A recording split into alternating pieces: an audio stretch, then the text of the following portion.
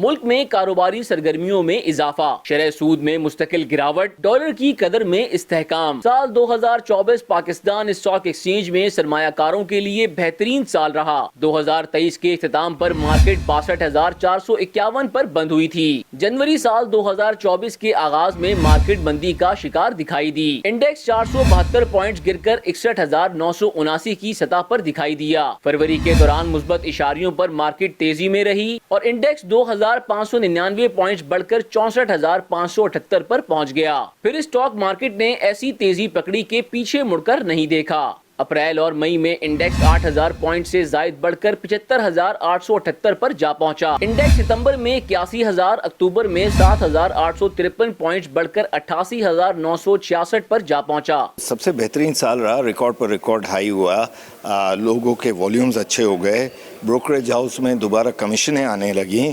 آپ سب سے بڑی بات دیکھو کہ روپی ٹرم میں بھی ہم 55 ارب 60 ارب اتنے تک بھی پہنچے ہیں، تو یہ اور 1 ارب شیئر کا اس کے اوپر کام نارمل ہو گیا ہے۔ نومبر میں انڈیکس میں تیزی کی ایک اور بڑی لہر آئی۔ مارکیٹ 12,391 پوائنٹس بڑھ کر 1,00,000 پوائنٹس کا سنگ میل عبور کر گئی۔ رواں ماہ کے درمیان تک مارکیٹ نے مزید ہائی پرفارمنس دکھائی اور 14,000 سے زائد اضافے سے انڈیکس 1,17,250 کی بلند ترین سطح پر پہنچ گیا۔ تاہم 16 سے 19 دسمبر کے 3 کاروباری سیشن میں انڈیکس میں 10,000 سے زائد گراوٹ بھی دیکھی گئی اور انڈیکس 1,17,000 کی سطح سے گر کر 1,07,000 پر آ گیا۔ مارکیٹ کی پرفارمنس آؤٹ اسٹینڈنگ رہی۔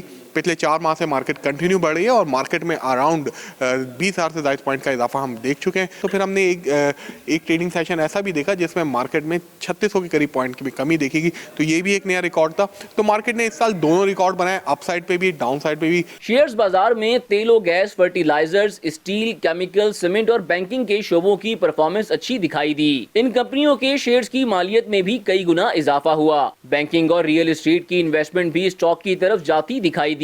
یہی وجہ ہے کہ ایک سال میں مارکیٹ کیپٹلائزیشن 9,000 ارب سے بڑھ کر 14,145 ارب پر پہنچ گئی، جس کی ڈالر میں مالیت 35 ارب ڈالر سے بڑھ کر 50 سے 55 ارب ڈالر پر بنتی ہے۔